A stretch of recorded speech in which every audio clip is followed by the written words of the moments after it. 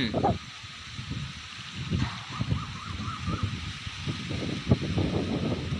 হুম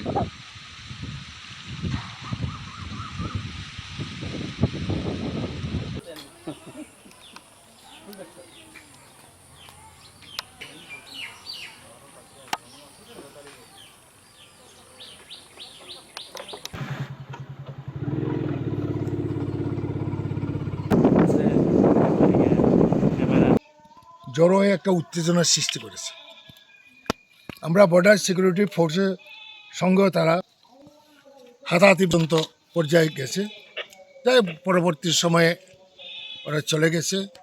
তাদের border guard একালে বিজিআর বলতো, তারাও এসছে এবং ফ্ল্যাগ মিটিং একটা হয়েছে এবং বিএসএফ পদস্থ অফিসারের সঙ্গে কথা বলছে দোনো সাইডের মিটিং হয়েছে, ফ্ল্যাগ মিটিং। কথা হয়েছে যে না, আমাদের যারা ফোর্স আমরা যারা আছি আমাদের মধ্যে যাতে রিলেশন খারাপ না হয়, আপনারাও আপনাদের লোকরা সামাল দেন, আমরা এই অঞ্চলের মানুষকেও আমরা বুঝিয়ে রাখবো।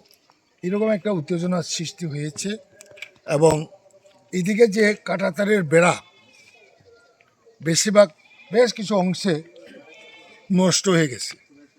সঠিক মেনটেন্যান্সের জন্য ভারত সরকার থেকে কোনো পদক্ষেপ নেওয়া হচ্ছে না। শুনেছি মিনিমাম ফান্ড এসছে, এই ফান্ড দিয়ে তো আর এই বিস্তীর্ণ এরিয়ার যে কাঁটাতারের বেড়াটা মেনটেন্যান্স করা যায় না। দুই নম্বর, আমরা অত্যন্ত দুঃখের বিষয় যে এখান থেকে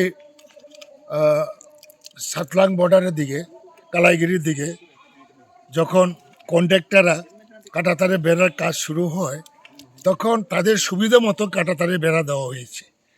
যেমন কালাইগিরির দিকে প্রায় বাংলাদেশের দিকে আমরা প্রায় 1 কিলোমিটার আধা কিলোমিটার আমাদের জমি ওইদিকে চলেই গেছে, কারণ তাদের সুবিধা মতো কাঁটাতারের বেড়া দিয়েছে। এদিকে ওইদিকে ম্যানেজ করে, নাহলে তো আমাদের বিস্তীর্ণ জমি ভূমি আমাদের বাংলাদেশে থেকে চলে গেছে। কথা বলবো চিঠিও দিতে পারি, কি আছে, করা তো উচিত। এবং আমাদের পদস্থ অফিসার বিএসএফ হোক, বিএসএফ তো আছেই, এবং রাজ্য পুলিশের ডিজিপি লেভেলের লোক এই ত্রিপুরা বর্ডারগুলো উনি ভিজিট করা দরকার ইমিডিয়েটলি।